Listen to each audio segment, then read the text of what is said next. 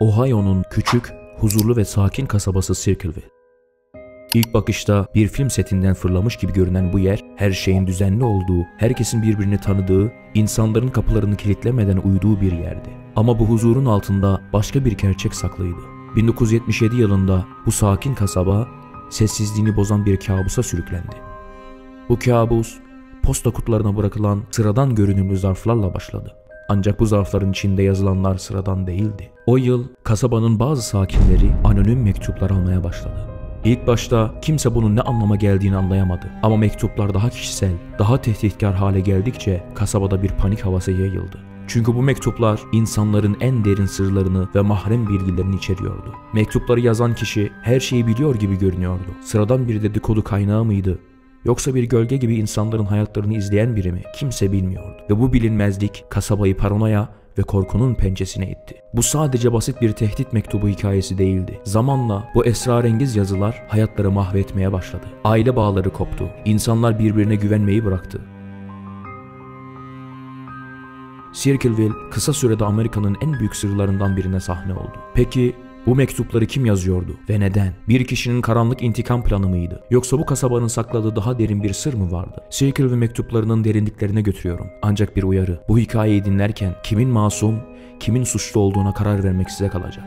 Çünkü bu asla çözülmeyen bir gizemin hikayesi. Her şey 1977 yılının bir bahar günü başladı. Mary Gillespie, Circleville'in sevilen bir otobüs şoförüydü. Sakin, sıradan bir hayatı vardı. Kasabada herkes tarafından tanınan ve sevilen biriydi. Ancak o sabah posta kutusuna bırakılan bir zarf, Mary'nin hayatını sonsuza dek değiştirecekti. Zarfın üzerinde hiçbir gönderen bilgisi yoktu. Ne bir isim, ne bir adres. Sadece Mary Gillespie Circleville'e yazıyordu. Zarftan çıkan mektup ilk başta garip görünüyordu. Ama okudukça bu gariplik yerini derin bir rahatsızlığa bıraktı. Mektupta Mary'nin okul müdürü Gordon Massey ile yasak bir ilişki yaşadığı yazıyordu. Ancak bu sadece bir iddia değildi. Mektubu yazan kişi Mary'nin hayatıyla ilgili inanılmaz detaylar biliyor gibiydi. Ev adresi, günlük rutinleri, hatta otobüs güzergahındaki duraklar. Her şey bu mektupta vardı. Yazının tonu tehditkardı. Bu ilişkiye hemen son ver. Aksi takdirde seni herkesin önünde rezil edeceğim. Bu bir uyarı mıydı yoksa bir saldırının ilk adımı mı?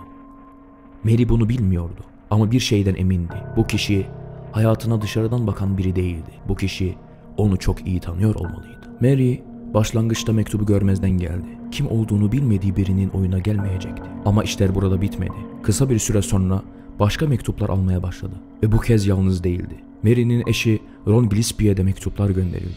Onun zarflarının içindekiler daha da rahatsız ediciydi. Mektuplarda Mary'nin sadakatsiz olduğu açıkça yazılıyor. Ron'a bu ilişkiye göz yumma yoksa sonuçlarına katlanırsın deniliyordu. Artık tehditler sadece kelimelerle sınırlı değildi. Bu bir aileyi hedef alan organize bir saldırı gibiydi. Ron bu mektupları ciddiye alıyordu. Ama bu tehditlerin arkasında kimin olduğunu bir türlü bulamıyordu. Mary ise hala mektupları görmezden gelmeye çalışıyordu. Ama görmezden gelmek mektupların sonunu getirmedi. Tam tersine tehditler daha da yoğunlaştı. Artık sadece Mary ve Ron değil, kasabanın diğer sakinleri de bu esrarengiz mektuplar alıyordu. Ve bu mektuplar herkesin en karanlık sırlarını bir bir açığa çıkarıyordu. Kısa süre içinde kasaba sakinleri arasında paranoya yayılmaya başladı. Bu noktada herkes aynı soruyu soruyordu. Bu mektupları kim yazıyor?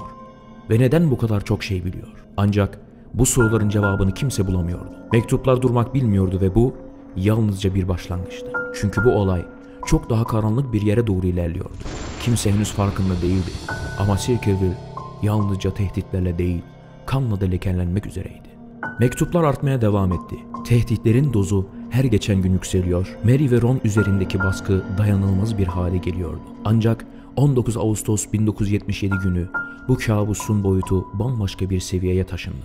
O gün Ron Gillespie evinde oturuyordu. Telefon çaldı. Arayan kişi kimdi bilinmiyor. Ama konuşma Ron'u öylesine öfkelendirmişti ki silahını alıp arabasına atladı. Ailesine bir şey söylemeden hızla evden çıktı. Bu onun ailesine veda ediş olacaktı.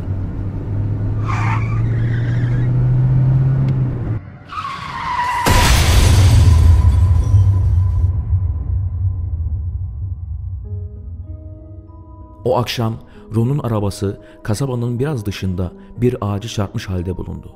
Ron'un bedeni sürücü koltuğunda hareketsiz yatıyordu. İlk bakışta bu bir trafik kazası gibi görünüyordu. Ancak olay yerine gelen ekipler arabada bulunan bir tabancayı ve bazı garip detayları fark etti. Ron'un kanında yüksek miktarda alkol tespit edilmişti. Ama ailesi bunun mümkün olmadığını söylüyordu. Ron o gün alkol almamıştı. Dahası Ron'un arabayı nasıl bu kadar hızlı sürdüğü ve kontrolü nasıl kaybettiği tam bir muammaydı. Polis kazayı detaylıca incelemeden alkol kaynaklı bir kaza diyerek dosyayı kapattı. Ron'un ölümü gerçekten bir kaza mıydı? Yoksa bu mektupların arkasındaki kişinin bir sonraki adımı mıydı? Ailesi bu soruların cevabını bulmaya çalışırken başka bir gariplik fark edildi. Ron'un silahı kazanın olduğu gece arabasında bulunmuştu. Ancak tabanca ateşlenmişti. Seackleville sakinleri arasında artık kimse güvende olmadığını düşünüyordu. Bu, mektupların sadece tehdit olmadığını, gerçek bir tehlikeyi temsil ettiğini kanıtlamıştı. Ron'un cenazesi Seackleville için dönüm noktası oldu. İnsanlar artık sessiz kalamayacaklarını fark ettiler. Polis, mektupların kaynağını bulmak için yeniden harekete geçti. Ancak ellerinde hiçbir somut kanıt yoktu. Mektuplar el yazısıyla yazılmıştı ve yazının kim tarafından yazıldığı tespit edilemiyordu. Posta zarfları kasabanın dışındaki bir bölgeden gönderiliyordu. Her ipucu yeni bir çıkmaza giriyordu. Ancak Seackleville'deki bu garip olaylar zinciri burada bitmedi. 1983 yılında Mary Gillespie otobüs güzergahında bir tabela fark etti. Tabela kızı hakkında aşağılayıcı ve utanç verici ifadeler içeriyordu. Mary tabelayı kaldırmaya karar verdi. Ancak o anda farkında olmadığı bir şey vardı. Bu yalnızca bir tabela değildi. Bu bir tuzaktı. Mary tabelayı kaldırırken arkasına gizlenmiş bir kutu buldu. Kutunun içindeki şey korkunç bir planın kanıtıydı. Dolu bir tabanca kutuya yerleştirilmiş ve tetik mekanizması bir ip ile bağlanmıştı. Bu artık açık bir saldırıydı. Bu olay mektupları yazan kişinin yalnızca tehdit savuran biri olmadığını, gerçek bir tehlike olduğunu gösteriyordu. Mary hemen polise haber verdi. Polis kutuyu ve silahı incelemeye aldı. Silahın seri numarası silinmişti. Ancak kriminal incelemeler sonucunda silahın sahibi tespit edildi. Paul Freshour. Paul, Mary'nin eniştesiydi. Bu şok edici bir gelişmeydi. Çünkü Paul, olaylarla hiçbir bağlantısı olmadığını iddia ediyordu. Ancak polisin elindeki deliller Paul'u işaret ediyordu. Silah ona aitti ve kutunun üzerindeki parmak izleri onunla eşleşiyordu. Paul Freshour cinayete teşebbüs suçlamasıyla yargılandı. Duruşma sırasında Paul'un bu olayla bağlantısı olduğuna dair doğrudan bir kanıt sunulamadı. Ancak dolaylı deliller ve jürinin ikna olmasıyla suçlu bulundu. Paul 1984 yılında hapishaneye gönderildi. Kasaba bu olayın çözülmüş olmasını umuyordu. Suçlu bulunduğuna göre mektuplar da sona erecekti değil mi? Ama yanılıyorlardı. Paul hapisteyken bile mektuplar gelmeye devam etti. Ve bu yalnızca Seackleville'de değil, çevredeki diğer bölgelerde de gerçekleşiyordu. Mektupların tonunda hiçbir değişiklik yoktu. Aynı tehditkar dil, aynı mahrem bilgiler ve aynı korkutucu ayrıntılar. Peki Paul hapisteyken bu mektupları nasıl gönderebilirdi? Bazıları Paul'un hapishaneden gizlice mektup yazdığını düşündü. Ama bu teoriyi çürüten bir şey vardı. Hapishane yönetimi Paul'un mektuplar göndermediğine emin olduklarını söylüyordu. Peki o zaman bu mektupları kim yazıyordu? Bu noktada kasabada bir kez daha paranoya dalgası yayıldı. Eğer Paul bu olayların arkasına değilse mektupların kaynağı kimdi? İnsanlar tekrar birbirine şüpheyle bakmaya başladı. Paul'un masum olduğuna inananlar bu olayın daha büyük bir komplo olduğunu düşünüyordu. Ancak Paul'un suçlu olduğuna inananlar için bu durum onun zekice hazırlanmış bir planın parçasıydı. Gerçek ne olursa olsun her şey kesindi. Seackleville mektupları hala çözülmemiş bir sır olarak kalmaya devam ediyordu. Paul'un hapiste olması mektupları göndermesini imkansız hale getiriyordu. Hapishane yönetimi de bu konuda oldukça netti. Paul'un dış dünyayla iletişim kurmasına sıkı bir şekilde izin verilmiyor, tüm yazışmaları ve görüşmeleri kontrol altında tutuluyordu.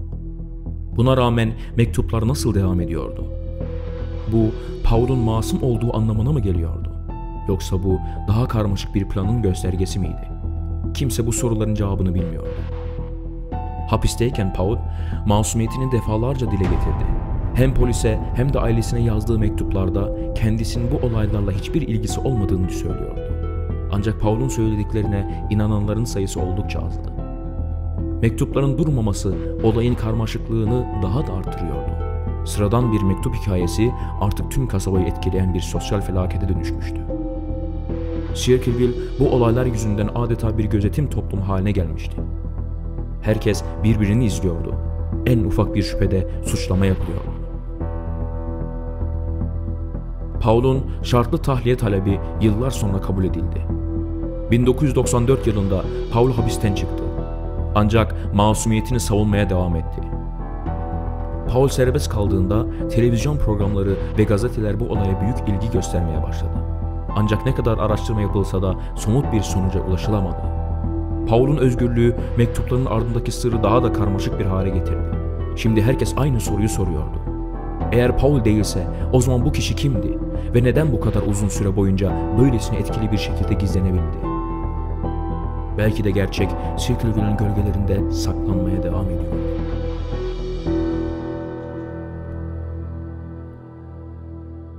Mary Gillespie ve ailesi bu olayın yarattığı travmayı hayatlarının geri kalanında da taşıdı. Mary bir süre sonra kasabayı terk etti ve medyaya konuşmaktan kaçındı. Paul Fleischhauer ise serbest kaldıktan sonra hayatını yeniden inşa etmeye çalıştı. Ancak Circleville halkı onun masumiyetine hiçbir zaman tam anlamıyla inanmadı. Bu yalnızca bir suç hikayesi değil, aynı zamanda bir toplumsal bölünmenin hikayesiydi. Circleville mektuplarının ardındaki sır belki de hiçbir zaman tam olarak çözülemeyecek. Ancak bu olay bir suç vakasının çok ötesinde insan psikolojisinin ve toplumsal dinamiklerin bir aynası olarak tarihe geçti. Bu hikaye sona erdi mi? Belki de hiçbir zaman tam anlamıyla sona ermeyecek. Çünkü bazı sırlar asla çözülmemek için vardır. Fikirlerinizi mutlaka yorumlarda paylaşın. Eğer bu tür hikayeler ilginizi çekiyorsa kanalımıza abone olmayı unutmayın. Her hafta insanın aklını kurcalayan yeni bir gizemle karşınızdayız. Ayrıca bu videoyu beğenerek destek verirseniz hem bizi çok mutlu edersiniz hem de daha fazla kişiye ulaşmamıza yardımcı olursunuz. Unutmayın, sizin desteğinizle büyüyoruz. Burası Keşif Peşinde. Bir sonraki macerada görüşmek üzere. Kendinize iyi bakın.